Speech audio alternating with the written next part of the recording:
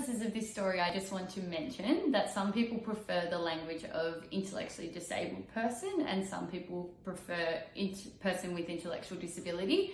I'm going to say intellectually disabled person just for the purposes of this story. I just want to mention a way that I have used a Cliterate model with one of my clients. What she's come in for was a lot of tailored kind of sex ed and things like that, and she mentioned to me that she did have access to a sex toy. She was explaining that she was using it internally but wasn't really experiencing a lot of pleasure. So what I did, we did a whole session on sex toys, which was fun, and we did a lot of things. So one resource that I love to use is the s3x resource. They've created these books with amazing visuals on them, and they're all state-based. So this one is Victorian-based, and it has the associated Victorian laws in it.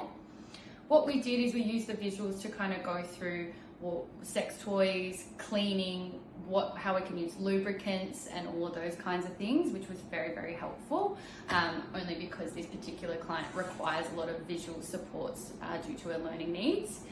And then we used the Cliterate model. So what I did was I had it in front of her. We'd already done a little bit on anatomy, but it was really helpful to have a 3D model in front of her.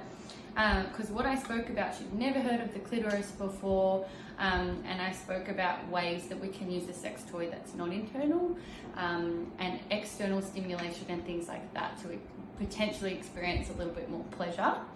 I spoke a lot about it from an external point of view, but then I was able to open the model and show to her how amazing this organ is and how big it can get and how it can fill with blood and all of those kinds of things.